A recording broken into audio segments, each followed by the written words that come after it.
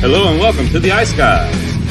This is the show that takes you into the world of the National Hockey League. Every game, every day, from a betting perspective.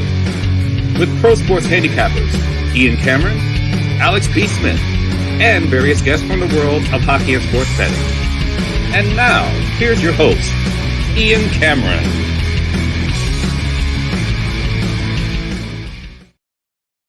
Welcome to the Ice Guys, Friday, October 11th. Ian Cameron, Alex B. Smith with you, and joining us for the first of many times this year, it's going to be Calder Brooks with us on. He's going to be on weekends moving forward, but had an extra day available through the week, so he's joining us today, and he'll be back with us tomorrow as well on the Saturday show. Saturdays is probably the most likely day he'll be joining us moving forward, but he's on with us for a bonus episode today. Calder, welcome in. Glad to have you officially a part of the Ice Guys family. Just recently retired, of course, from playing hockey himself. Welcome to the show, man. How are you?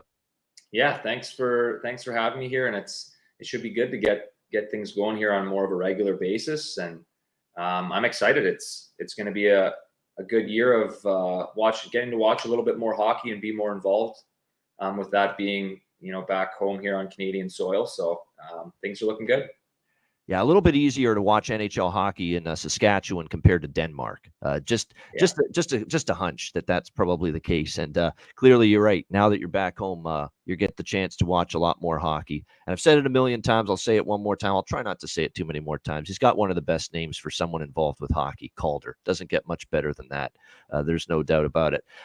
Great night last night again on the betting board as far as results go. Overall, how about another 3-0 best bet sweep? Now, I know Matt Robinson couldn't be on the show today, but he did pass along the best bet for me, which did get posted on the Patreon page, patreon.com/iceguys. So again, make sure you're signed up there. We did get the Matt Robinson's best bet. He went homer, but who cares if he goes homer with his Dallas Stars? If it's a winner, it's a winner. That's all that matters. I couldn't give a shit. That he picks his favorite team, the Dallas Stars team total over. If it wins, it's all I care about. And that's he got there easily with the Dallas Stars team total over. Alex, you had Boston, Montreal over 1.5 first period, a best bet winner on the show. And I had San Jose team total over 2.5 as my best bet. So nice to have another three. That's 2 3-0 best bet sweeps so far this week, Tuesday and Thursday. So hoping we continue this nice little run that we've had. As we always do, we'll recap last night, a busy Thursday night in the NHL, 9 games. Obviously, we saw the Boston Bruins bounce back and beat Montreal 6-4. Caden Primo not quite up to the task like Samuel Montembeault was the other night when he shut out the Toronto Maple Leafs, but a nice win there for Boston, bouncing back from just a terrible performance against the Florida Panthers. A lot of their best players showed up last night. The Buffalo Sabres can't get out of their own way. That's a crushing loss, you guys, because I thought they played a hell of a game. I thought they outplayed the LA Kings, but they couldn't finish. Darcy Kemper, to his credit, played excellent, and that's a good sign for the LA Kings. You need Darcy Kemper of the Colorado year, not the Darcy Kemper of last year with Washington. And then they got into just ridiculous penalty trouble, lack of discipline, lack of composure last night, especially from Samuelsson at the end of that game. You just can't take that penalty and put your team down 5-on-3. And sure enough, Kopitar scores the game winner on that 5-on-3. And the Kings end up, that was the 2-1 goal. They had an empty net. Natural Hattie, by the way, for Anze Kopitar in the third period. All 3 goals scored by him for that 3-1 Kings win. Great job by the Leafs. Tough loss, obviously, against Montreal, but they bounced back. The Hildebeest, Dennis Hildeby, with a win in his NHL debut. Leafs get a 4-2 win against the Devils last night as they beat Sheldon Keefe, their former head coach. And it was a great win for the Toronto Maple Leafs. And we saw a little Craig Berube, and if the Leafs are going to do big things this year, they should be able to do what they did in the third period last night. Lock it down when you have a 2-goal lead.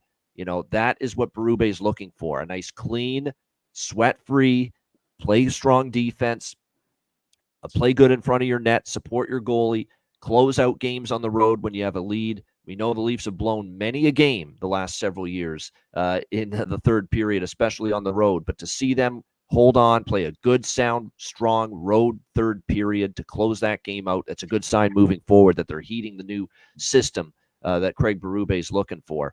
How about those Senators? amazing what a good goaltender can do for you. Linus Ullmark was excellent. First start with the Ottawa Senators, and they beat the defending Stanley Cup champion Florida Panthers 3-1. We also did lean to the under in that game, and you saw it. They're going to try to be a little bit better defensive team this year. It's what Travis Green has been harping on throughout training camp, and Ullmark was solid in net. Big injury concern for Florida. Alexander Barkov left that game, needed to be helped off the ice. We'll have to see what his status is moving forward. Paul Maurice didn't offer any updates in the post game, but obviously that would be a huge, massive loss to the Florida Panthers if Barkov has to miss significant time long term. So this is definitely something we're going to have to monitor moving forward. The Utah Hockey Club, what a job by them. A very entertaining back and forth game against the New York Islanders last night. They pull it out 5-4 in overtime. Through 3 nights of the season, the best player in the NHL has been Dylan Guenther. Honestly, he's been absolutely spectacular. And I hate to say I saw this coming, and I told you so, but from going back and watching him in junior, watching him in the World Junior Hockey Championship as well for Canada, you knew this guy was going to be maybe something special. But wow, it's beyond our wildest dreams what we're seeing from him right now. He's been absolutely spectacular. He's been all over the puck, the speed, the hands, the finishing ability, the shot, the release, the deception in his game. That's what makes him special. The deception. He's able to deceive a defenseman, deceive someone trying to back check him from a forward position, and just that extra little second of hesitation. He's just very, very gifted as a skilled, talented player up front, and we're seeing it on full display. What has he got? 6 goals already, or 4 goals already, I should say, in 2 games for the Utah Hockey Club. Just an incredible performance by him. And look, they were down a couple times in that game, and they kept responding. So 2-0 start. We swept there with the first period over, the full game over, and we're back. The Thailanders draw season. You thought it went away, right? It was just a little fluke that last year we cashed all these draw bets. No, we're back for more draws this year, and we hit that one at plus 350, the draw in that Utah-New York Islanders game. The Islanders were the kings of the draw last year, and I think we fully expect them to be that way this year. Calder, it sounded like you wanted to jump in and say something. What did you think? Well, I was just going to comment on that.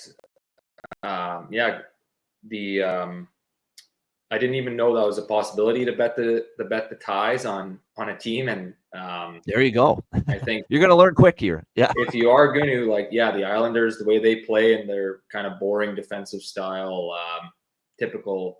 Not as boring, but they still play close games these days. Yeah. Yeah. So I mean, that's a great bet. I might have to start kind of looking into. We will quickly get you caught up with the ways of draw season if you stick around. So that's young one of Padawan. What's the Star Wars? One of our term? specialties here. Yeah, exactly. And great prices too, Calder, with those bets. I mean, you're talking always from plus 340, plus 350 minimum with the majority of those bets. Some games you're even able to get plus 400 or better, depending on the matchup. So they are good bets. You can't bet them all, obviously. You got to pick your spots. But if you do wisely, you're certainly able to cash some tickets in that regard. We got the over with Pittsburgh, Detroit. We just didn't expect Pittsburgh to do most of the scoring. But credit to the Penguins. They get up off the mat after an embarrassing loss to the New York Rangers. They beat Detroit 6-3.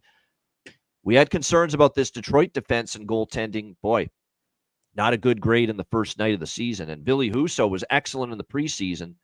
Not so much last night in that game against the Pittsburgh Penguins, now that the games count. And look, if Ville Husso stumbles, Alex Lyon and Cam Talbot are your other options. So this is, like Alex said it all offseason, this goaltending is a concern here for Detroit. We know they can score goals, and that blue line's not great. After you get past Sherratt and Mo Seider, there's some holes there on that back end as well for the Detroit Red Wings. And we saw that last night. But credit to Pittsburgh. They responded 6-3 after the debacle against the New York Rangers. Game of the night, or certainly one of them, Dallas-Nashville. It lived up to the hype. It was a great hockey game. 2 contenders in the West. Dallas with the 4-3 win. I thought Nashville played well enough to win, but Dallas got one more goal, one more save from Ottinger. Stamkos rings it off the iron, smoked the pipe in the final, 20 seconds of that game when they were trying to tie it. But it was a great hockey game. Dallas hangs on 4-3. We cashed the over there.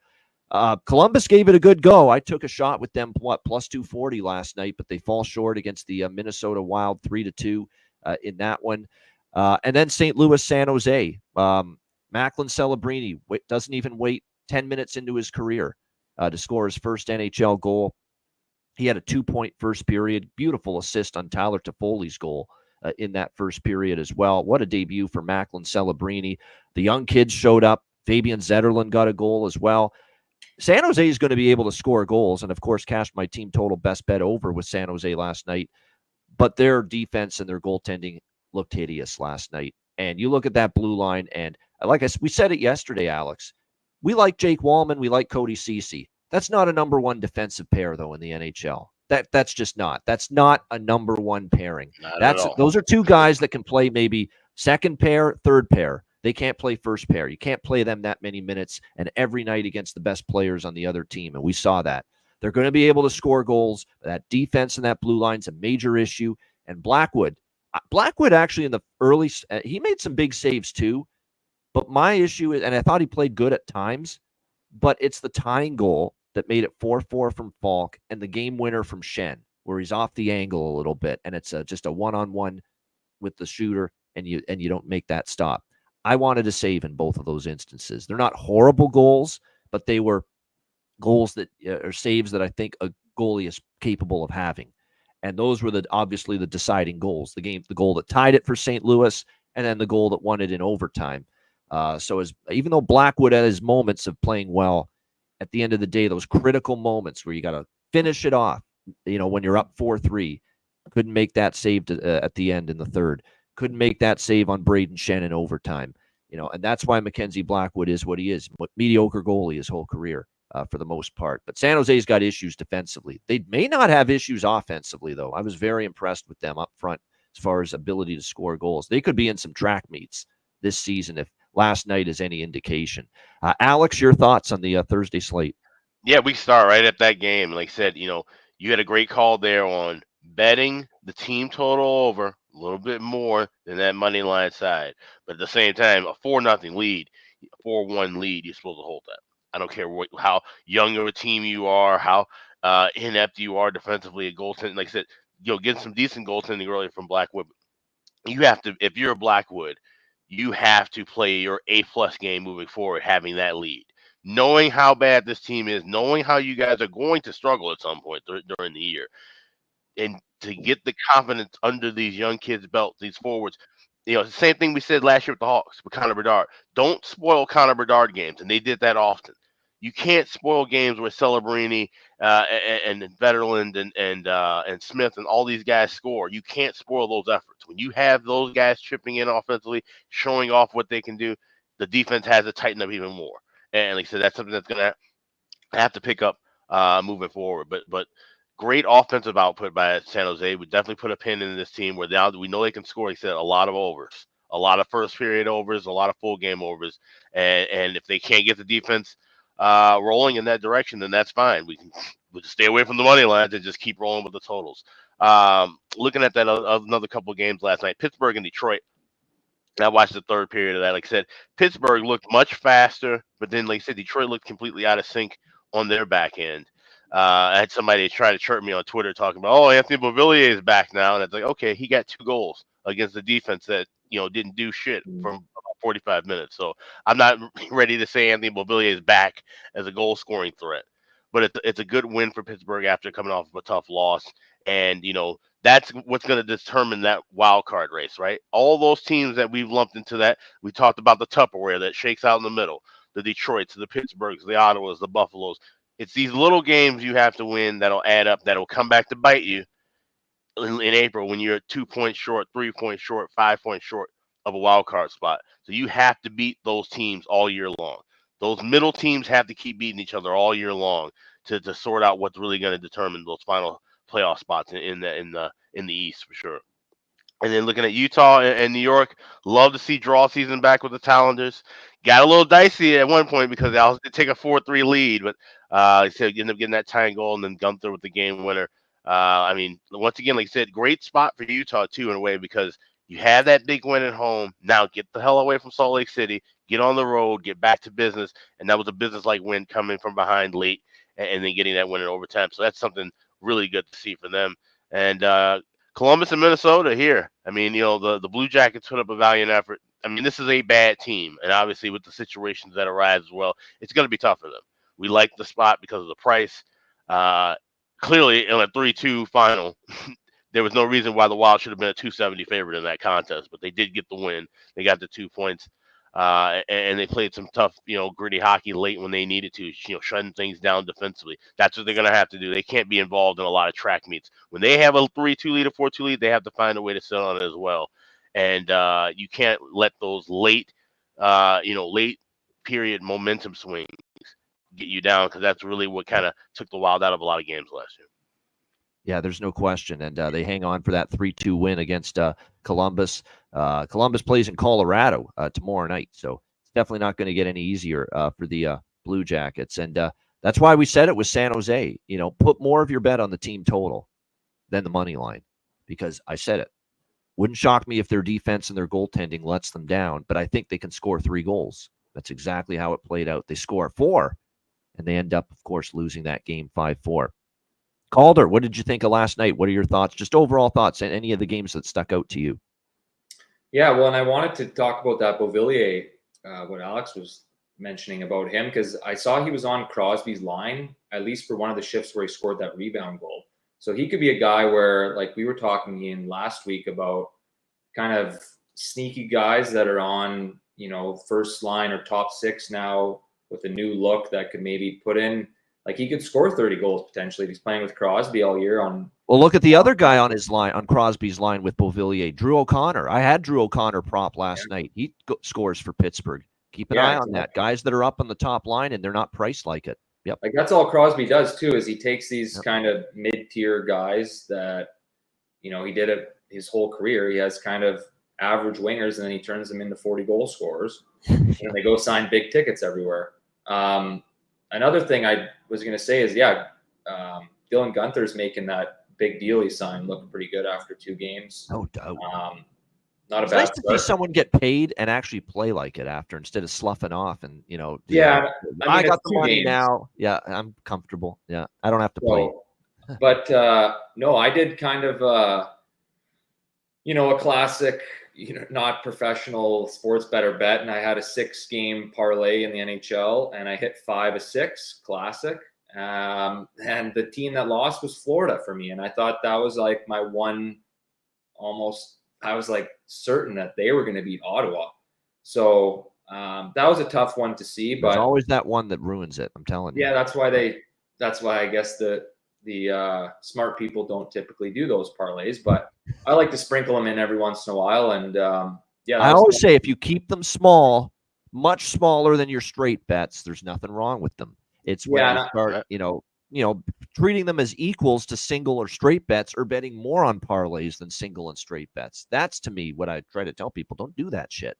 Yeah, no, and I don't even come close to that. I just sprinkle a little bit on and just makes it a little bit interesting for me. But no, I thought, the Leafs kind of, after they got shut out their first game, which was their first time being shut out in like 3 years, I saw, they kind of came back and scored some goals and against the Devils. And I think, I really love the Leafs this year. I think they're one of my favorite teams that I think that they're going to finally change the mold a little bit of not only just just their overall how they play and what they represent. And, Tavares maybe taking a little bit lesser of a role, not having the captaincy. And it was good. I think the other thing too I thought was interesting is Utah's rink is a little bit different. It's like the seating of it, and I don't know if maybe it's a basketball. Yeah, it is. It's the Delta Center has been used primarily for basketball. Oh, Unique is a good way to characterize it. Unique, and in some instances not great, because apparently there's a portion of the upper deck of that arena where you can't see the one end of the ice. You can't see the net on the one end of the ice. Yeah. Like, are those they got to be highly discounted tickets there if you can't see a quarter of the ice. Oh yeah, they are. That's like the crushed can back in the day in Moose Jaw here in the WHL. The roof went so far down that if you were sitting up top, you couldn't see like the other side almost of the rink. Like it was just So you had a rink similar where which you is are. way Yeah, further down on the bad side of things. But yeah, it was kind of weird seeing that rink. I didn't know their rink situation at all. I was curious. So when I did see that, I thought it was, and just like behind the one net, not having seats for 7 or 8 rows or whatever it is, Yeah. I thought kind of looked weird too. And yeah. Just to chime in on that, Ray Ferraro was mentioning that during the Hawks Utah broadcast, and he was saying how that could be an issue for goalies and even certain defensemen kind of trying to play and read the puck on bounces, on dump ins, that those kind of drapes and that backdrop kind of slanted and sloped with just a straight black that could pose some difficulty. So that could be something that either opponents catch on to first or Utah catches on to first. I'm sure practicing in there, they might notice that a bit more, and that could pose an advantage. We don't usually talk about arena advantages like that anymore, like in the old days where you had Chicago Stadium and the Boston Garden being shorter, or Joe Louis Arena having those fast dasher boards. Usually everything's kind of balanced off in average, but that could be something that just like we talked about the fast ice in Arizona last year, maybe that's something that we could be kind of noticing in on dump-ins and entries in that arena. Yeah, good call about that. And again, it's not like baseball where there's different dimensions and every ballpark is different. We don't have that in hockey really, but there are some intricacies, I guess you could say, about the Delta Center there in Utah that you're right. Maybe the hockey club, the Utah Hockey Club, will catch on to quicker than the opponent. All right, let's turn the page and let's get to Friday night, where we have 4 games tonight in the NHL. We will begin with the Tampa Bay Lightning taking on the Carolina Hurricanes. Carolina minus 145 home favorites, 6 being the total here in this game. Obviously, the Carolina Hurricanes, a different looking roster a little bit, especially on the blue line. And one of the points I really tried to hammer home with the Carolina season preview video that we did was the fact that this team on the blue line, I think, has got way more defensive liability in it. Just on paper. I really, truly think so.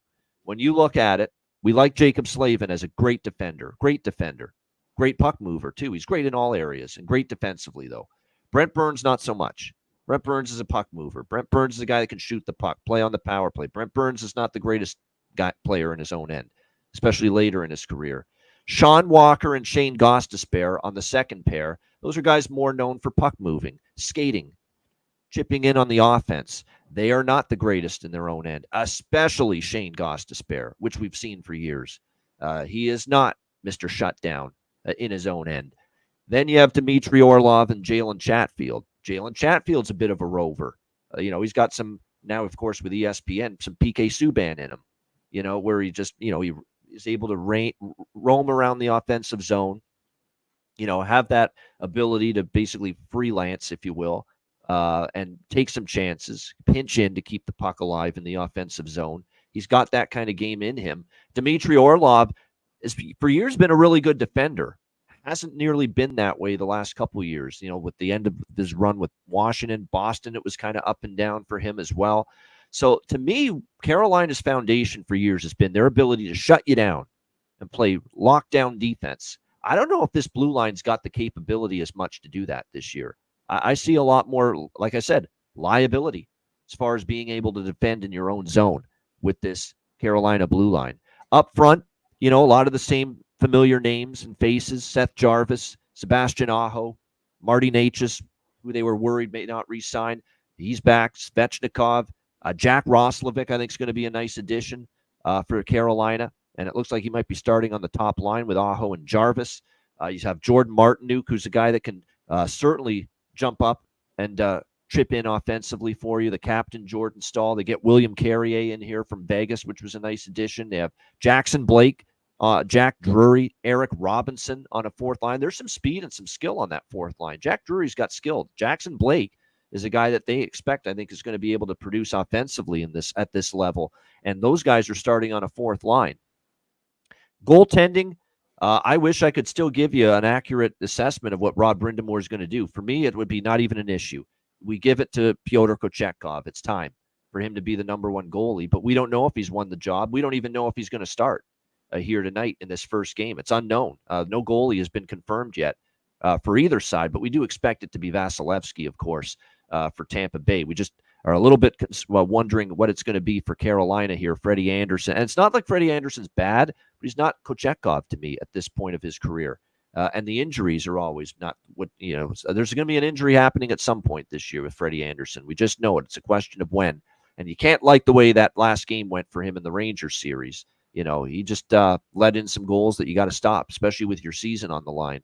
So I think they're a weaker defensive team. They're a capable offensive team. So my premise coming into the year, I said this on the Canes preview, they're going to play some overs this year. Is tonight going to be one of those nights? I certainly lean that way, over 6, but I'm waiting for the goalie confirmations. One thing I'll say about Tampa is up front, they're going to have could have one of the best top lines in the NHL with Jake Gensel now there, former Hurricane, of course, former Penguin. And now, of course, with the Lightning, Gensel, Point, and Kucherov. Can't do much better than that. Hagel, Cirelli, Nick Paul. Now, Nick Paul getting elevated to a top 6 role after years on the third line for this team. I agree. Nick Paul's got some offense to him. He's shown it consistently here with the Tampa Bay Lightning. Cam Atkinson, they're going to hope, change the scenery, hit the reset button. It didn't go well for him last year with Philadelphia. You just hope that Cam Atkinson can find his game again here with Tampa, playing with Connor Geekie, Connor Sheary, Girgensson, Glendening, and Mitchell Chafee on the fourth line. On the blue line, Victor Hedman becomes the captain. J.J. Moser comes in from Arizona. He's a promising defenseman. It's a nice addition that they got back, I believe, in the Sergachev deal. Ryan McDonough is back with the Lightning, a little veteran shutdown defensive presence, blocks a ton of shots. Eric Chernak, same thing. They like Emil Lilleberg, and we saw a lot of him down the stretch last year. Nick Perbix. So this blue line, like I say, it's not what it's been in the past, but Perbix is not bad. He played better than I thought. They like Lilleberg, Chernak, McDonough, Moser. It's a solid blue line. I don't have as many concerns about it as I did last year. Vasilevsky, can he regain his form is the big question, right? That was probably the worst year he's had in his career. Not that it was a brutal year, but it was definitely a below average year for Andrei Vasilevsky. I'm leaning Tampa. I'm leaning over right now. I have not bet either as of now, but I am leaning in both directions. I think there's value on Tampa Bay and their point total this year. I thought there's some value in the futures market with Tampa, and especially if Freddie Anderson's in net, there might be value in Tampa tonight here in the very first game of the year. So leaning to the Lightning plus 125, lean into the over. I probably will bet the over regardless of the goalie for Carolina, but prefer it more if it's Anderson. I just really think Carolina is a lot weaker defensively this year, losing Pesce, losing the changes that they've had in some of their blue line, the situation with again Gostisbehere, Walker, all these new faces on the blue line for Carolina. They're better moving the puck than they are shutting you down and playing stringent, strong shutdown D in their own end. And that's a concern for me with the Hurricanes a little bit moving forward, unless they prove me wrong, which they could. But on paper, to me, this looks like a weaker blue line as far as keeping the opponent off the score sheet. Alex, what do you think here? Tampa Bay, Carolina.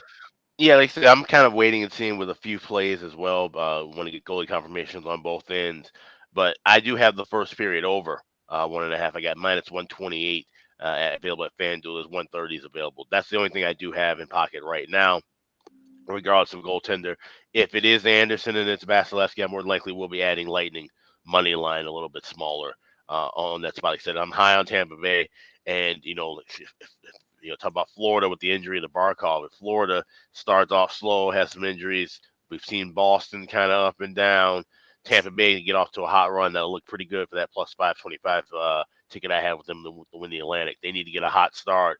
They need to play well whenever the rest of the division is playing poorly. That's going to be their ticket toward getting to that path. Sustaining their win streaks when other teams are kind of skidding or scatting at any point during the season. But I think this would be a good start for Tampa Bay. Someone mentioned about the chat. Yeah, because of the storm hitting Tampa, this will only be one game. This was supposed to be a home and home. And I'm actually kind of shocked that the NHL didn't just go and make this a 2-game set in Raleigh and flip the game in March to be in the game in Tampa, since they only have 3 meetings this year. But it'll be an interesting kind of dynamic to see that, yeah, there's just the one game and then they have to fly back home and deal with all those different things. So you wonder, yeah, if they come off a little slow, Carolina gets a lead. Maybe Carolina just runs away with this game. So that's why I'm a little hesitant and waiting on confirmations for a money line side. But I like the first period over. I do think we see some goals both ways. Also, Jake Gensel, a guy who I have a lot of props on. I'm looking for him. It doesn't count as bargain bin material, but I'm looking for him 2 or more points plus 220 over at FanDuel. All right, there you go. Jake Gensel over 1.5 points. Alex liking that at plus 220. Like I said, and by the way, the thing to keep in mind about Vasilevsky's down year, don't forget the back surgery, which kept him out of action the first 2 months of last year as well. So he got a late start to last year, never found his game. He's had a full training camp, and he's had extra rest because they got bounced in the first round by Florida last year. So that should help Vasilevsky. There's no question. Like I say, people in the chat bringing up obviously, look, and by the way, to the people in the Tampa area and in Central Florida especially, I mean, our thoughts are with you. I mean, that was it's horrifying to seeing the damage that's been done by Hurricane Milton. Yeah, I try not to factor in the psyche of the players regarding what's going on back home in Tampa for the Lightning. I look at it, though, as, look, you're on the road. You're trying to get away from it just to, for a bit, focus on playing a hockey game, your first game of the season. I actually think it's a good thing they're on the road here, Tampa Bay, start the year. And by the way, I also want to point out they've actually won in Carolina 2 straight times. Last 2 times they played in Carolina, Tampa Bay has emerged the victor.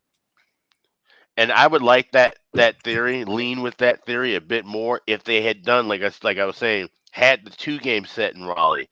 Then you really kind of hone in and focus where, okay, hey, it's like, like for those guys who played in college, it's like a weekend series. And if we don't play well in game 1, we play, we can recoup and do what we need to do in game 2. But like you said, taking their mind off of things, having that one game and then a turnaround. We talk about this all the time, but just one game looks on the road and then going back to a home series or one game at home before going back on the road, that can just always be a bit different of a dynamic. So considering this in hand, like I said, you don't usually factor that into a handicap, but it could make more of a difference here as opposed to where if they had 2 games on the road to completely forget about it or put it out of mind for a minute before having to return.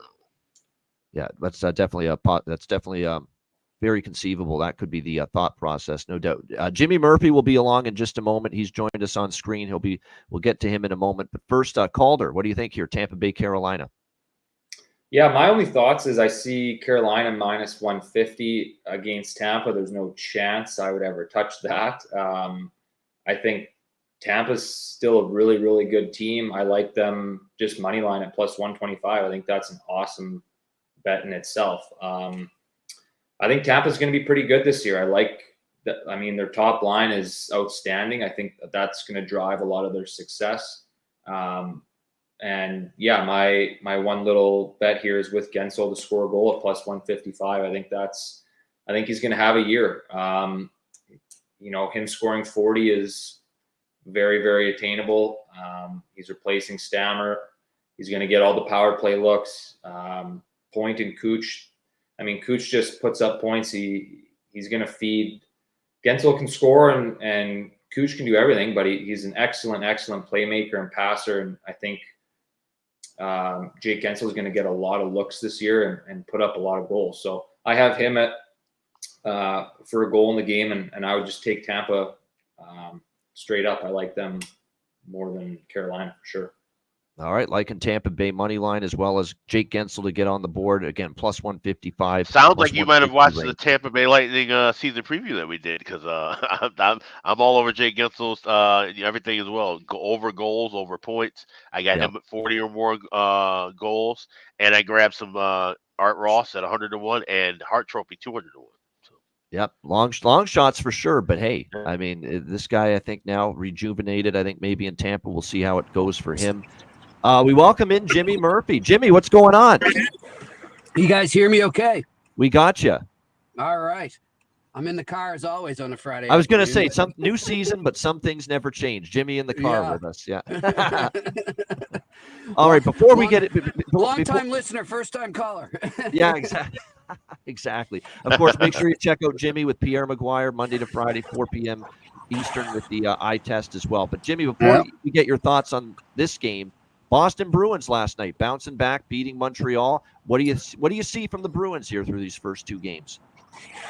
I see a disjointed, unfamiliar team so far. I know they got the win, and I'll give them credit for that. They definitely played better than they played in Florida for sure.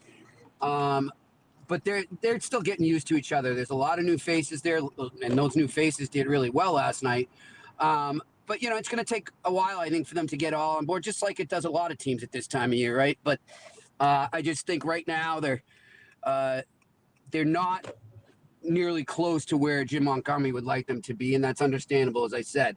The one thing I'll look at, though, guys, from the other side of that game, and I had the pleasure of sitting with my co-host Pierre McGuire, who, you watch a game with him, you see a lot of things you don't necessarily see just as a fan or a reporter, because you're looking at it through a management guy or through a scout or a coach. And, we're looking at Montreal, and that was a winnable game for Montreal. That game was there for the taking if they wanted it bad enough. And I think the players wanted it bad enough. What I was kind of stunned at, I did not agree with a lot of the coaching decisions by Marty St. Louis, mainly just basically riding Mike Matheson into the ground and overplaying him and not giving Lane Hudson enough time on the power play, despite the fact he was wheeling and dealing, had two helpers, and was all over the place and really playing keep away with the Bruins penalty killers. And yet, there were two power plays where Matheson stayed out there the whole time. I don't get that. And over Hudson, that's peculiar. Yeah. I don't know if it's because he's young, he's new, that he has to earn the coach's trust. I don't know if it's his size. I don't know what it is, but they were obsessed with Matheson staying out there, not just on a PK too. And that's a veteran guy. I think he's still a good, solid middle pairing, second pairing or third pairing guy. But if you continue to do that early on here, he's going to be worn down by American Thanksgiving. So that's something to keep an eye on with the Canadians. And hopefully he gives Hudson more time, guys, because he is a point producer. He's got that puck on a string. He showed that against Toronto as well. He's going to be great for props, guys. Just keep riding him on assists. Just keep riding him on assists. That's all. And power play points. Power play points. Yeah, I would say that. Yes, Ian, exactly. But he can't get many power play points if he's not out there enough. Yeah, he's got to get the time. Yep. So that's just my take from that game. But I think the Bruins will come into form as it goes on. I didn't think Swayman was that great, which was to be expected. He was rusty. No training camp. Yep. So I take everything with a grain of salt now. But it was a fun game to watch as a fan. But if you're looking at it from details and all that, there's a lot of things to be fixed on both sides. Yeah, there's no doubt. Absolutely. No, for me, it did cash Curtis Meldrum. It's a great point. That's why I do a lot of my betting on Bet365. You're right. My Sharks money line actually cashed when I placed it there, because their rule is when you're up by 3, it cashes. So it did cash for me, but I'm not for the majority of people that maybe aren't able to use Bet365. That unfortunately may have lost with the Sharks last night. But yeah, that's a great perk of Bet365. 3-goal lead, auto cash right there at any point. So that's definitely great. Jimmy, what do you think of this one we're talking about here? Lightning hurt. We lost him. We'll see if we can get Jimmy back in a moment. Yeah, that's what happens. The car reception is a 50-50 proposition, just like our bets. 50-50 proposition. It'll either win or it'll either lose. By the way, for props, just quickly, I'm on board with the boys here, Alex and Calder with Gensel. Nick, I'm going to Nick Paul. Come on. Of course. He's been my guy for props with Tampa Bay for years. We're going to the Nick Paul well once again, and he's playing with Hagel and Cirelli. And I'm taking a shot with Cam Atkinson. Just, change of scenery. We know there's an offensive talent there in that guy. It didn't go well in Philly, but I think that'll help him. And then for Carolina, Natchez on the second line. I like Martinook again. He's a guy that can step up and score for you. And Roslovic. Roslovic undervalued to me on that top line with Aho and with Jarvis. There's definitely a little bit more value on Jack Roslovic there as far as a goal prop in that one. Yeah, Jackson Blake, if you want to take a shot, he's only on the 4th line, Robert, but he's got offensive upside. So that plus 400, if you want to take a shot with Jackson Blake, no big argument from me. We got Jimmy back. Jimmy, what do you think here? Lightning and Hurricanes tonight. Yeah, I heard you guys talking about just obviously a kind of a peculiar position for the Lightning, obviously, with everything that's going on back home. And, I think it's definitely on their mind, but hockey can be an escape in situations like that. As far as Carolina, I'm looking big picture, guys. I think Carolina goes backwards a bit this year, to be honest. They suffered a lot of losses in the offseason. Are they still a playoff team? Probably, but I don't think they're the bona fide cup contender that a lot of people think. And I think the Lightning sneak up on them tonight. Give me them on the money line. There you go. Yeah, I think the value is there. I'm just waiting to see who's in net. That's the only thing I'm waiting on here with moving on this game, Tampa Bay, Carolina. All right, Chicago and Winnipeg.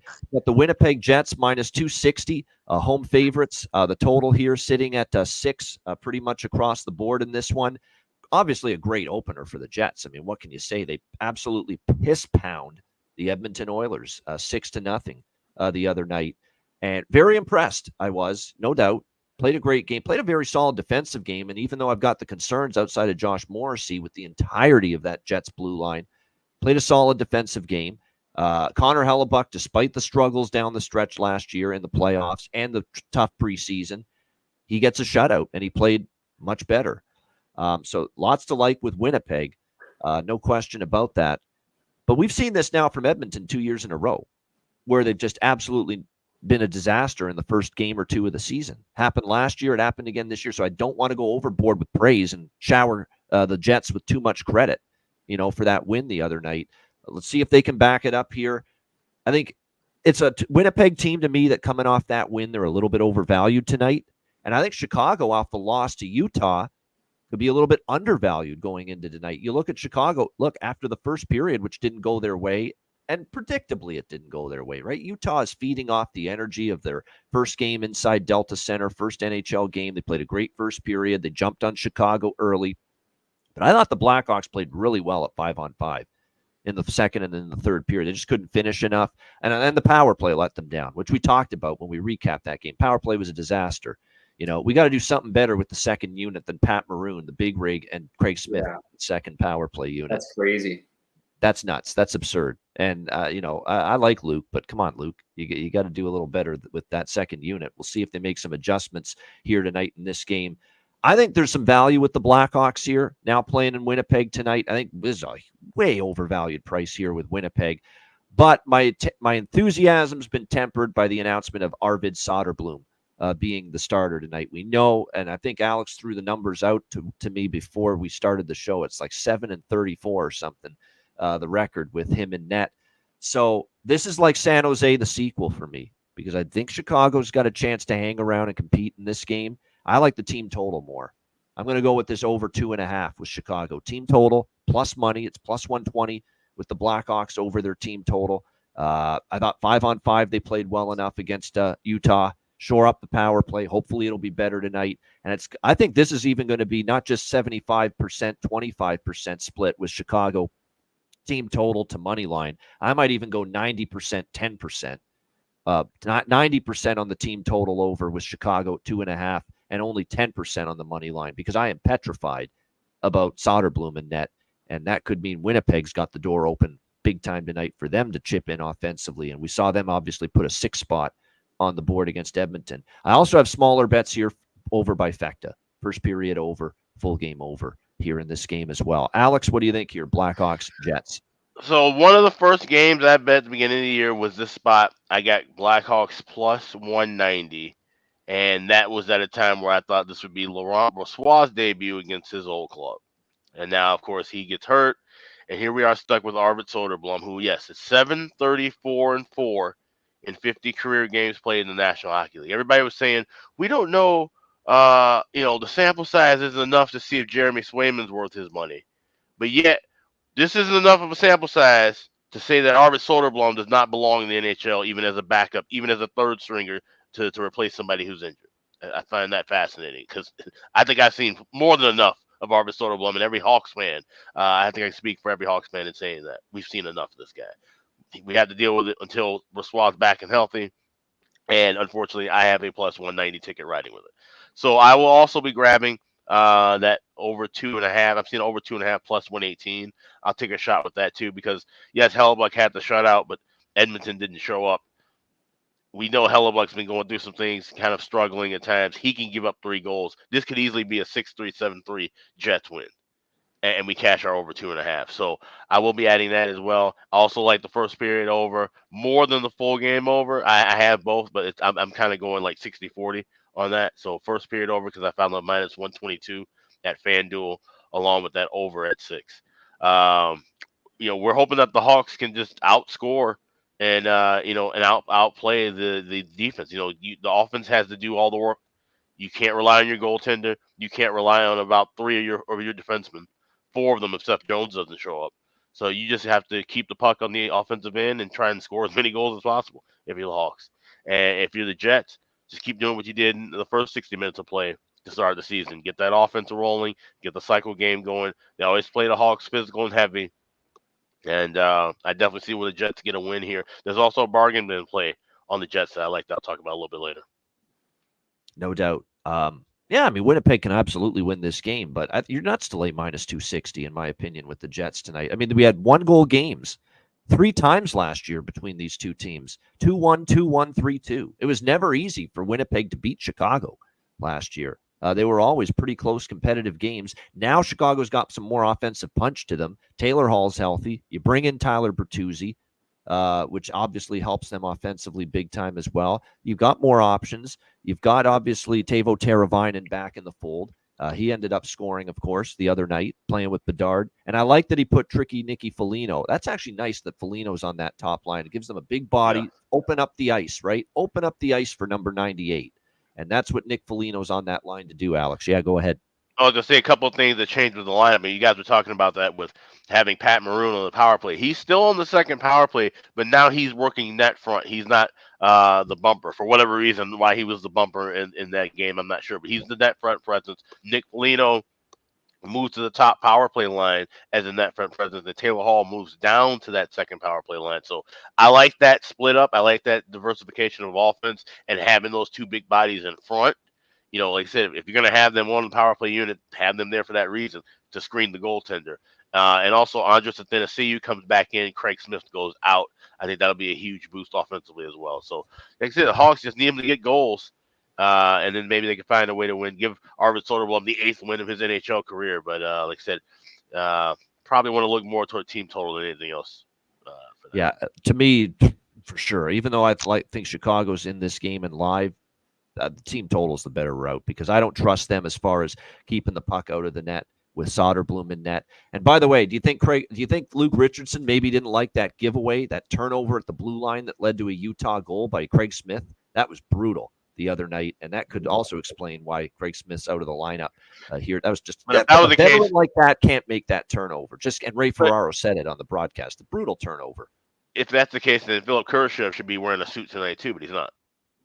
Yeah, he had a horrible turnover as well. That's because you can get some offense from him, unlike Craig Smith. But still, he's got to be better. We're expected to have offense from him. We don't get offense from him. We're just expecting to have offense from him. Yeah, mostly cardio from Philip Kurashev. Yeah, exactly. He goes out there for a free skate, right? Exactly. That's about it. Calder, what do you think here with this one? Chicago, Winnipeg. Yeah, my first thoughts was I like the Jets to win. I'm not going to take them at minus 270 though. But I think they are going to beat the Hawks. I like the over of 6 total in this game. I think this is a game where Bedard is probably going to get 1 or 2. I have him on an anytime goal at plus 180. That's kind of my guy. I also like Teuvo Teravainen for an anytime goal. It's plus 260. It's great value. I think those guys are going to have big seasons. Teravainen's a heck of a player. He's going to set up Bedard, I think, quite a bit this year and help him, hopefully get to that 40 goal mark as well. I think there's a lot of potential there. So, yeah, I like the over. I think the Jets are going to win. But I think the Hawks could put up some goals, and I like Bedard and Teravainen to score. All right. I wouldn't agree. I would agree with that. I should say Teravainen's been pretty solid so far and great chemistry. It looked like right away with number 98, Connor Bedard. Jimmy, what do you think here? Chicago, Winnipeg. I'm going to give it to you straight. Just give me the over in this.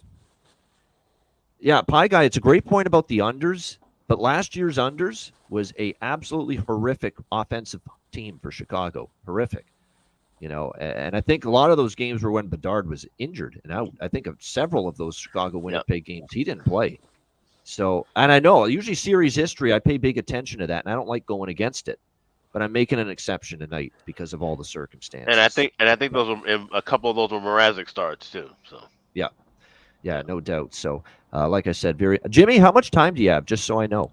I got about another 5 minutes, guys. All right, you know what we'll do, Jimmy? We'll run through the last two games with you, and then get a Okay. bargain bin and a best bet from you, and Sounds then we'll good. let you run. St. Louis, Vegas, Jimmy. Vegas minus 220, total 6. What do you think there?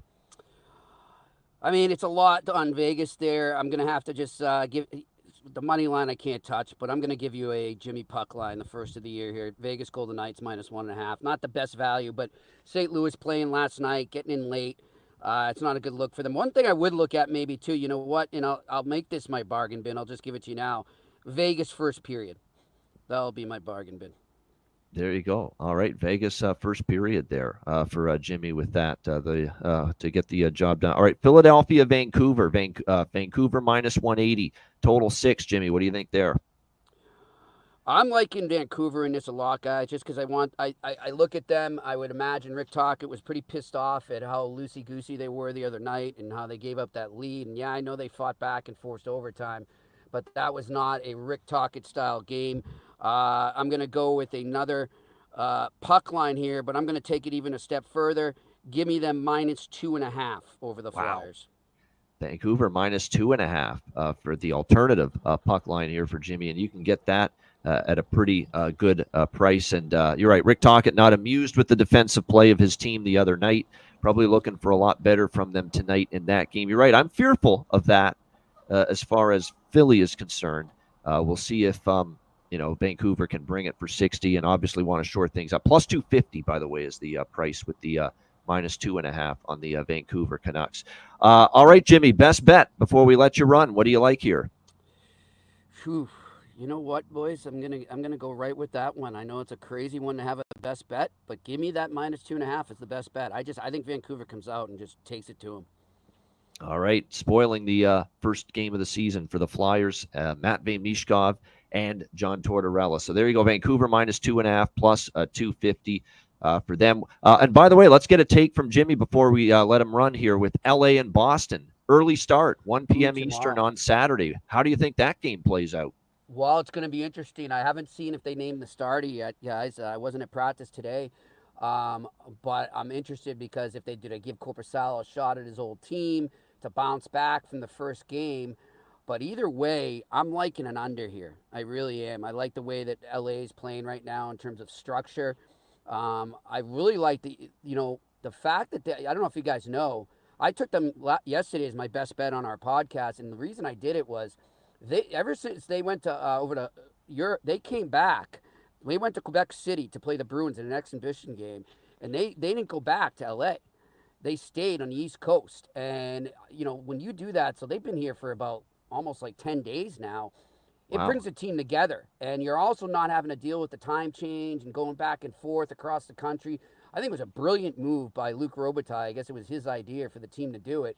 And I like them right now to actually go into Boston. I like the under, and I like the LA Kings to pull off the upset in Boston tomorrow. Wow. How about that? Yeah, it's a good piece of information to know, too, because we talked about that on the Kings preview, that long road trip. That now even makes a couple of spots late in that road trip really juicy, knowing that they've been going for that long. So yeah, and I that think that's one of the reasons that last they beat game, Buffalo. Yeah, that because last think game. about what Buffalo had to go to, right? Yeah. Compared to them. Yep. So I thought that's why I had them last night. That was my best bet, and I got a nice $100 on that. So I'll take that. Very good, no doubt. And LA, by the way, that last game of this road trip, that might be. They can't wait to get home. They might be fade material. Is that Montreal? The last game of the trip. Let me check on that. I will. I know because they play the after this they play the three Atlantic Division Canadian. Yeah. Yeah. Looks like after this, they've got at Boston, at Ottawa, at Toronto, at Montreal, at Anaheim, at Vegas, and then they finally get home, play San Jose. October. And that at Vegas is a 9:00 local start, 8:00 local start, because it's the Frozen Frenzy. It's the last game of that Frozen Frenzy night. So not only will they be doing all that traveling and then going back west, but then they're playing a later than usual start because it's the last game of the night. That's a brutal spot. That's like Vegas. Got to bet Vegas that night on paper. Big circle spot. Yep. Yeah. Yeah. Big time. All right, Jimmy, great stuff. We appreciate it. We'll have Jimmy Murphy on Fridays once again this season, and make sure you check out the eye test in an hour from now. Jimmy, good to hear from you again, and we'll see you next week. All right. Great seeing you guys. All right, there he is, Jimmy Murphy with us. All right, St. Louis, Vegas. As I mentioned, Vegas minus 220, home favorite, 6 the total. You know what? I said coming into the year, I'm not going to always be the guy to be the first one to talk about every game. So I'm going to throw it to Alex. What do you think here? Blues, Golden Knights. I mean, the Blues, you're blowing your 9 lives already a little early, right? You want to see those cardiac wins kind of happen late in the year, not necessarily games 1 and 2, but hey, you want to come back and win the game, you got to come back and win the game. So I'm kind of like almost thinking, do we wait and let Vegas get out to a 2-goal lead and then jump on St. Louis live? But no, I actually think this is going to kind of be a complete up and down game. And I've been always looking at totals whenever St. Louis and Vegas meet. So this is one that I'll probably have them over by factor in. I think we can see goals here early and often. I know we saw Hofer last night, so it's going to be more likely a Bennington expected for St. Louis. Aiden Hill has been confirmed. I saw in the last 5 minutes for Vegas. But I still think this could be a game where we see goals going back and forth. St. Louis, they're playing with the pace. They just aren't finishing. We saw where there are times where they just get really sloppy with their passing, not putting up enough quality shots.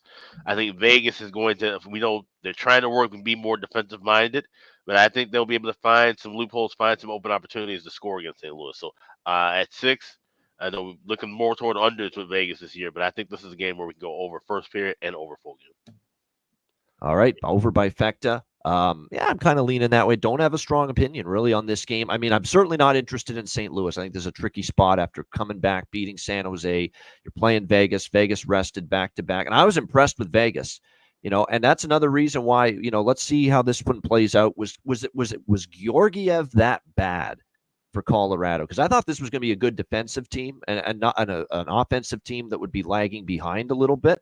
But to see them put up a 7 spot, was that just Colorado playing a bad defensive game and Georgiev shit in net? Or has this team got more offense than I think this year? Because, you have Eichel, you have Stone. Those two are going to be fine for you as far as generating chances and scoring. You've got Hurdle. But I've been impressed with what, close shave Barbashev was phenomenal against Colorado, scored a couple goals. Holtz is a talented young kid. You got some offense from Victor Olofsson, who showed chemistry with Eichel. Howden and Waugh can score from the bottom 6. Maybe they are going to have more offense than we think. I do think they'll play better defensively, though, than they did against Colorado, because 4 goals, I think they're a better defensive team than that. Aiden Hill and net, we'll see how it goes. Like I said, I think this is a Vegas spot. Could only look at the Vegas side in this game, but I'm just debating on if I want to take it. I would probably maybe look more at a first period puck line, given St. Louis's propensity to start slow and come back strong. That if I were to take Vegas, I'd probably prefer the first period team total or the first period puck line in this game. Calder, what do you like here? St. Louis, Vegas. Yeah, I was going to mention Olofsson for my goal scorer, anytime goal scorer in this game. He had a pretty nifty little shot there, short side shelf last game, I believe it was. And I think he's going to get a lot more attention, or his name's going to be heard a lot more being in Vegas. Coming from, Buffalo, he's got an unbelievable shot. I think he has a lot of potential there to score some goals, and he could play with some talented guys in Vegas, and just overall, like on a better team. I think it could be a good change of pace for him in a winning culture. So I like Olsen to score, and I don't really – I think Vegas is going to win, but I can't touch them on the money line. So, yeah, it's kind of a tough say on going with one team or another on the money line there. But I think St. Louis is probably going to wake up after their first 2 games of slow starts. That's typically when teams – maybe it's very early in the season, but maybe just have a little meeting, or the coach will say something, or like there's definitely something being said where we can't have these sort of get behind in games. It's just that's not a recipe for success. So I actually think they're going to come out a lot stronger than they have, and try and make it a point of emphasis on we need to have a much better first 10 minutes and get off to a better start, and not let this become a habit going forward. So as far as a bet goes, you know, I might take St. Louis just because like the money line it's good value, but I know I You just prefer said them first Vegas period. Sounds like you prefer them first period, maybe, to not have that slow start for a change. And sometimes, and I will say this, and you know this, you played. I'm sure you played some back-to-back. You played some back-to-backs in your career? I'm sure you did. Yeah. Oh, in the East Coast, you play 3 and 3s all the time. So you play 4 and 5s and 3 and 3s every week. So here's my theory. I'll throw it to you, the guy that's played professionally. I think when teams on the second night of a back-to-back, their legs are there early, right? First period, they're fine. And then maybe later as the game goes on, especially 3 and 4, which this is for St. Louis, later in the game, we'll start to see them maybe gas out, maybe fatigue a little bit. Do I have that right? Yeah. That it seems like when they're on the back-to-back teams that maybe early in the game they'll be fine, and then later in the game they'll start to peter out? Yeah, for sure. That's definitely a thing. I think both physically and mentally, there can be some mental errors if you start not getting enough oxygen to the brain there in the second and third period, and you get caught out on a long shift, and that's just a recipe for something bad to happen. So I would definitely, look at sort of, if I had to predict anything, I would say St. Louis comes out hot and they change what they have been doing and getting off to slow starts. But ultimately, I think Vegas will win as they're catching them on a back-to-back, and St. Louis will probably just tire out quicker. Yeah, this is going to be a props game for me. I think I feel just better with, like I say, I lean a little bit, to over bifecta here with Alex because we have seen some games go high scoring with these two. But I like props more. I like close shave Barbashev against his old team, which is a great angle. We talk about that on this show as well, Calder, about the player playing his old team. Mm-hmm. It's uncanny how many times they score a goal against the former team. And Barbashev against his former team, the St. Louis Blues, wouldn't shot, and he had a great first game. Dorofeev and Holtz, to me, still have value as well. And I would go with Olofsson, too. I'm with you on Victor Olofsson there, Calder. I think he's got a good chance, and he's got that chemistry again with Eichel. I'm going to be stubborn on Dylan Holloway and bet him again. He's had chances every game. I'm going to stick with it. You're still getting over plus 500 to him on the top line with Robert Thomas and Jake Neighbors. I think that's worth a look. Looks like Zach Bolduc has moved up to the second line with Buchnevich and Kyrou. So Zach Bolduc for the St. Louis Blues might have some good value for him to find the back of the net here tonight as well in this game. All right, final game of this Friday, NHL slate, Philadelphia and Vancouver. Canucks minus 180 home favorites, 6 the total in this game. Now, Jimmy made the case for Vancouver to lay a ass kicking on the Philadelphia Flyers. He likes minus 2.5 on them, alternative puck line. And I do think they're going to try to obviously correct their issues defensively. That was a pond hockey, shinny type of game the other night against Calgary. They could not hold that 4-1 lead, and they end up losing to the Flames there. But minus 1, I've said, and the part of the reason why I like Calgary the other night is I think early in the season, Vancouver's going to be a little overpriced, a little overvalued. I'm not saying they're a bad hockey team all of a sudden, but I think they're going to have some bumps in the road early in the year, and no Demko matters. And we saw that with Shelovs. We liked Shelovs last year down the stretch and the effort he showed in the playoffs in net. But he kind of had a bad night for his standards the other night, too, against Calgary, not just the defense in front of him. So to me, like I said, I think Vancouver's vulnerable to a bit of a sluggish, slow start. And I'm not a big Kevin Lankinen guy. And it's been announced that Kevin Lankinen is going to get the start here in net for the Vancouver Canucks. It's a guy that started his career in Chicago, played in Nashville the last 2 years. The save percentage has never been higher than .916. Last year it dipped to .908. His goals against went up as well. He's also had 2 seasons where his goals against average was above 3. Not that he's not capable, but, I still think if there's going to be some issues as far as the team in front of the goalie, which we saw against Calgary early in the year, is Kevin Lankinen going to be able to bail them out like a Thatcher Demko can? That's going to be the question. Not to mention the Flyers have played Vancouver very tough. This has actually been one of these weird head-to-head recent series history where the Flyers have actually played well against this Vancouver team. They've won 4 of the last 5 meetings against the Vancouver Canucks, and they've actually won 2 of the last 3 here in Vancouver, including last year. Came into Vancouver and beat the Canucks 4-1. I'm taking a small shot. I'm against Jimmy here. believe it or not. I'm taking a small shot with the Flyers here. Now, I am worried about that Rick Tocchet getting that team's attention after the bad game defensively against Calgary. They come out much better and stronger here. But I think, again, at this price, Vancouver's just a touch overvalued like they were the other night. So I'm going to take a shot with Philly here, plus 150, maybe sprinkle a little, as Energized says in the chat, with that team total over 2.5. That's something I'm going to be doing a lot more, especially with underdogs moving forward. Talked about it with Chicago. Don't put all the bet on the money line. Put a little bit of it on the team total as well. I think I'll be doing that in this game as well. So that's the leans for me. So we'll sprinkle probably those two bets, a little Flyers team total over and a little Flyers money line here in this game against the Vancouver Canucks. What do you think here, Alex? Philly, Vancouver. Well, I sound like a broken record today because I like all four. This play in all four games. First period over 1.5. I grabbed 130. This is the smallest of the four, but it's predicated on, like I said, Kevin Lankinen starting. Not the biggest fan of him either. And the Flyers with Harrison, we've seen good games from him, but he's not a goalie that I just fully trust to give you just a shutdown effort and a quality stuff. He can give up a goal early. He's not susceptible to giving up the odd soft goal here or there. So at minus 130, and like I said, I think Vancouver comes out with a lot more energy and a lot more pace after how things went in that last game. So I'm expecting them to score early, and I have a player in mind to score early as well. I'm going to talk about in the bargain bin later. All right, so the bargain bin for Alex for this Friday will come from this game here, the Flyers and the Canucks.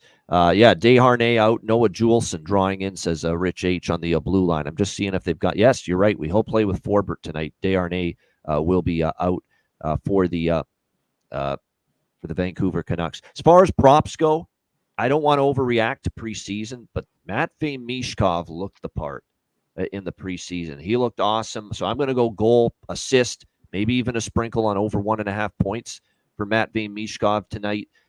He looked, now again, this is the regular season, and you're playing the best, the best roster on the other side, unlike the preseason when there's a bunch of AHL guys trying to make the team. But still, I think Matvei Mishkov looked very confident in the preseason. Think he might be able to chip in. For Vancouver, there's value on Heinen and DeBrusk, but I'm going to go to a guy that did score the other night for Vancouver as one of my favorite props for them. That's Sprong. Daniel Sprong for them. I think he is going to be a guy that's going to give them a little more punch. He scored against Calgary the other night. And I got to go consider Connor Garland as well. He got on the board against Calgary. He was good for them in the playoffs. Connor Garland's continues to be an underrated player for this Canucks team. Just he's a small player, big heart. Small stature, big heart. That's what Connor Garland is. And he has been, and he's always played well for Rick Tocchet, going back to when he was with Tocchet in Arizona. What do you think here, Calder? Final game of the night, Flyers Canucks. Yeah, I like the Canucks 100%. I'm not going to really touch anything as far as betting on them. The only thing I do a little, I'm big on JT Miller. I think he's a stud. He puts up points every year. I like the way he plays. He had a big night the other night there, slap shot. Stevie Y coming. Paul Kariya actually kind of reminded me of him, more of the lefty there, coming down the wing, going shelf. So I got Miller at 1 point and over 2.5 shots for plus 165. I kind of like that. I think, that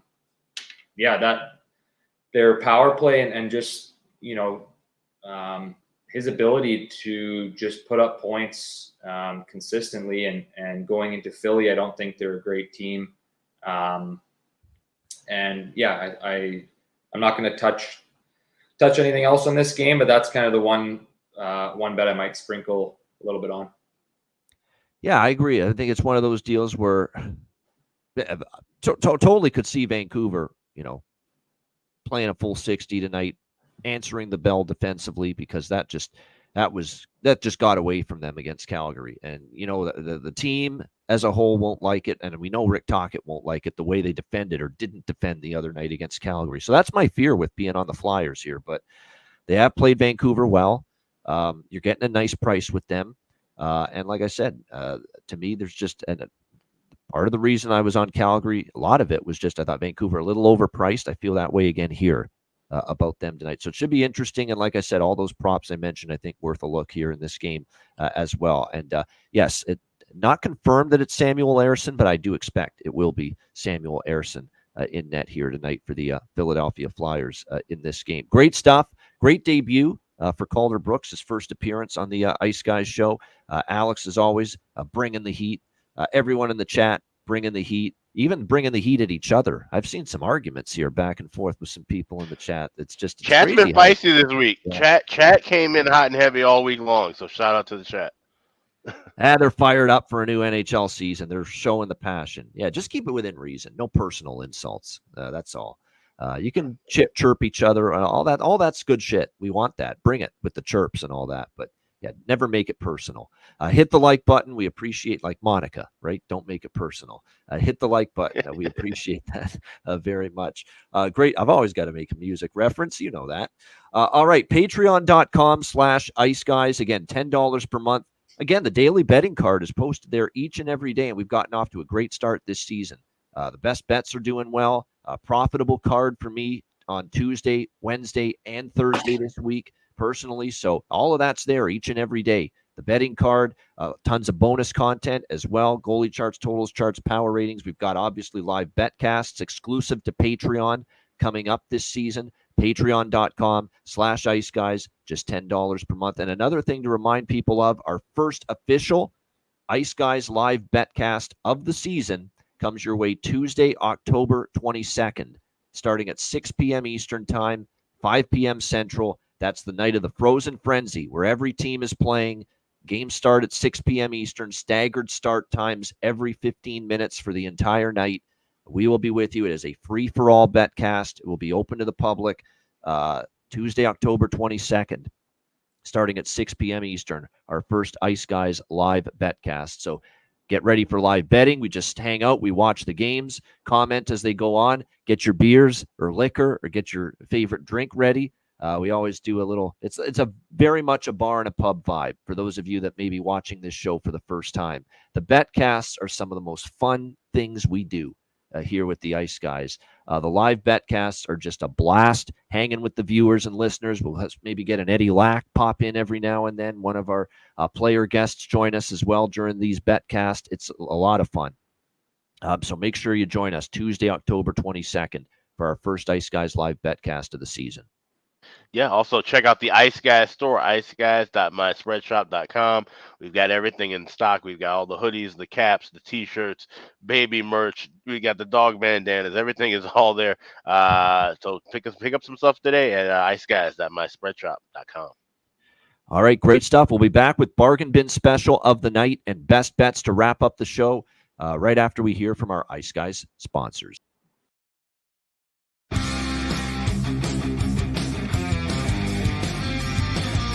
Support for the Ice Guys podcast is provided by Boston Hemp Incorporated, Manscaped, Power Play Sportsbook, Raise Your Game, Tailgaters Sofa, and a big thank you to all that subscribe to the Ice Guys Patreon page.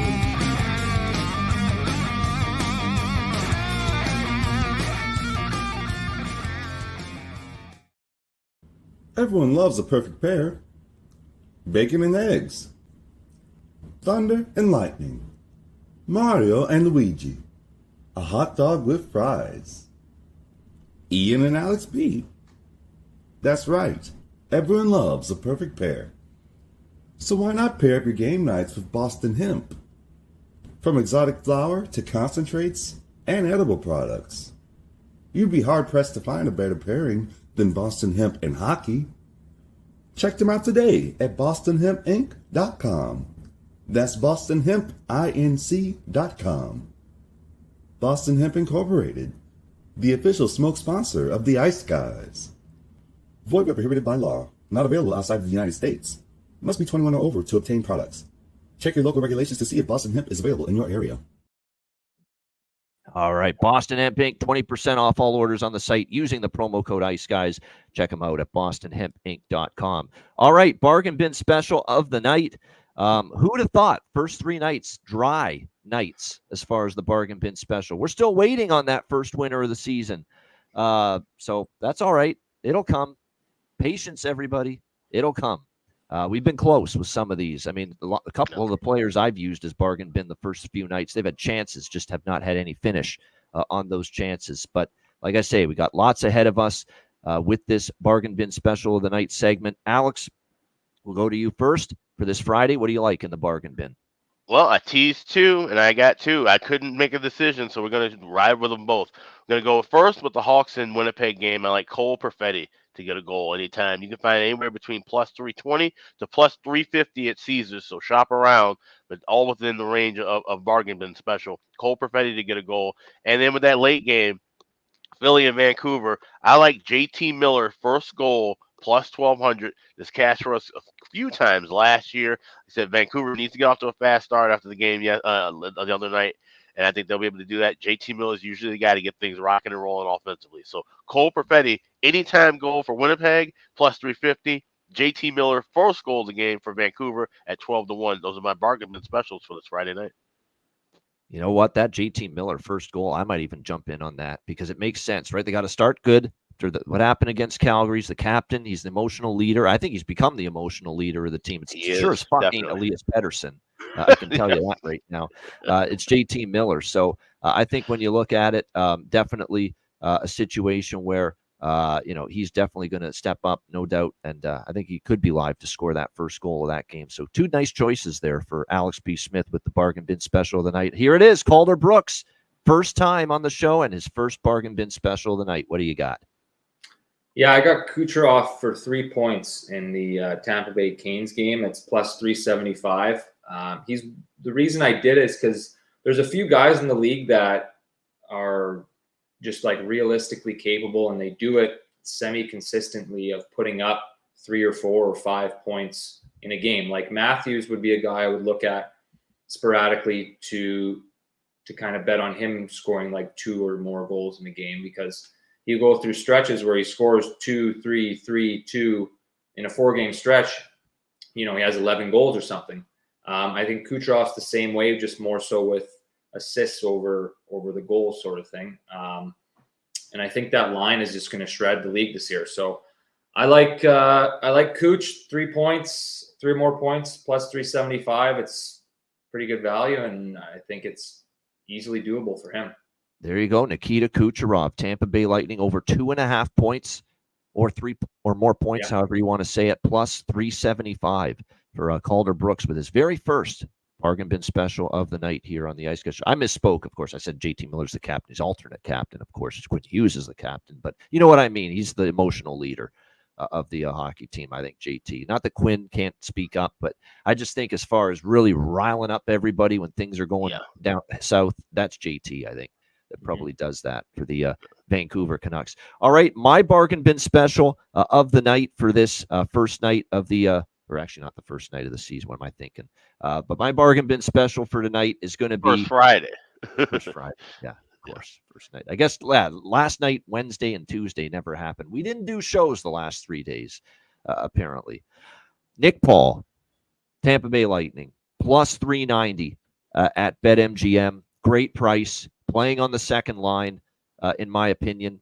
So I'm definitely looking forward to seeing what Nick Paul can do, especially last year, underrated offensive player. And John Cooper looks like he's going to start him on the second line, a top 6 role this year with Cirelli and Hagel on that second line. So Nick Paul, Tampa Bay Lightning, plus 390 for my bargain bin special of the night for this Friday NHL slate. All right, best bets to wrap things up. Boy, it's been a red-hot start. We have not had a loss yet collectively on the Ice Guys show with the best bets. We had one push, and that was my Winnipeg-Edmonton over 6 on Wednesday night. But everything else is hit with the best bets so far this season. 3-0 on Tuesday, Alex's winner on Wednesday, and then a 3-0 sweep yesterday as well with me, Alex, and Matt Robinson. See if we can keep the good vibes and the profits rolling with best bets here tonight. Alex, what do you like for best bet? Let's roll out to Raleigh, and we'll go with the first period over with Tampa Bay and Carolina. Over 1.5, I got minus 128. That's still available at FanDuel. Minus 130s, 135s are fine. Anything up above 135, I would advise to grab that in game at a lower price. But we're keeping this going with the first period overs. Tampa Bay, Carolina. That's my best bet for Friday. All right, Tampa Bay, Carolina, over 1.5 first period. Best bet for Alex B. Smith. And now the first best bet of his Ice Guys show career, I guess you could say, for Calder Brooks. What do you like here, Calder, your first best bet for this Friday? Yeah, I got Vancouver 4+ goals or 4 or more goals at -110. I like that. They're going into, I think they're just going to lay the boots to Philly is kind of the bottom line. So I could see them scoring 6 or 7 goals. I got, Miller having a good night, and I think they're going to kind of continue scoring a lot of goals and probably tighten up a little defensively. But yeah, Vancouver 4 more goals, -110 is my best bet. All right, there you go. That's a Vancouver team total, over 3.5, -110 for Calder Brooks, his first Ice Guys show best bet. Calder will be back with us tomorrow on the massive Saturday show at noon Eastern, 11 a.m. Central. So definitely looking forward to that. All right, my best bet here for this Friday slate. Look, the team total route treated me well last night with San Jose team total over 2.5. Let's do another team total over 2.5 tonight. Chicago Blackhawks over 2.5 team total, +115 at Pinnacle. You can even find upwards of +120 in some other spots. And the great thing about this bet is we don't have to worry about Arvid Soderblom. He can do whatever the fuck he wants to in net. Look like Marty Brodeur for a change, which would be nice, but we don't expect him to. Or just do what he always does and give up 4 or 5. Regardless, all I need is Chicago to score 3. And I think offensively they can get there tonight. I thought they had a lot of chances against Utah, even though they only scored 2. If they can fix the power play a little bit tonight, I think they're going to have a chance to get to 3 goals here tonight against, a Winnipeg team that could be feeling themselves a little bit after shellacking Edmonton. And now you're playing little old Chicago here tonight after beating up on Edmonton, who you have a rivalry and a history with. And look, it's never been an easy game for Winnipeg against Chicago the last couple of years. So Chicago Blackhawks team total over 2.5, +115, or actually +120 out there in some of the books as well. That is my best bet here for this Friday NHL card. So let's go Hawks, as Alex B. Smith often said. Good stuff. All right, that's a wrap for this edition of the Ice Guys. Thanks to everyone for joining us. Just actually, before we wrap up, Calder, just some final thoughts from you. Your first time on the show. Hope you enjoyed it. Yeah, it's been good. I think I'm obviously not the expert like you guys are on the betting side of things in sports and knowing all the different kind of maybe niche bets or more smart things, but I love it. I think it's a fun time to kind of be invested in this with you guys, and I enjoy coming on here for an hour and a half, probably once a week, and look forward to maybe we'll see what my record ends up being, and I enjoy it. It's going to be a good year. Watch a little more hockey than I have in the last year or so. I mean, playing in Denmark, you just don't get that chance to watch the NHL. You don't say. Yeah. And just being done hockey myself, a lot of those nights, we're playing. So now I'm not, and exactly the schedule is a little different. So it should be a good year. Just want to throw it out in the chat before we end. Robert Oliver Carlson, I assume that he does some handicapping with college hockey. He likes UMass Lowell +150 and St. Cloud State puck line -1.5. Right. So there you go. Nice. Little bonus stuff. College hockey. Yeah. We love I college hockey. Yeah, no doubt. I can't back him up whether he's on the mark with those or not, because I don't follow it too much. But good luck, and I appreciate that. And anyone wanting to bet college hockey, there you go. Couple of recommendations there in the chat from Robert. Great stuff. A reminder, the Ice Guys is live 7 days a week, Monday to Friday, 2 p.m. Eastern, Saturday and Sunday, noon Eastern. If you can't watch the show live, download the Ice Guys podcast in audio form on all major podcast platforms, Google Podcasts, Apple Podcasts, Spotify, Stitcher, iHeartRadio, Amazon Music, and more. Download the Ice Guys podcast when you can't watch the show live. For Alex B. Smith and Calder Brooks, I'm Ian Cameron. Have a great Friday night. Enjoy the games and good luck. And we will be back with you tomorrow on Saturday for another first Saturday show. Can't wait for our first Saturday edition tomorrow right here on the Ice Guys.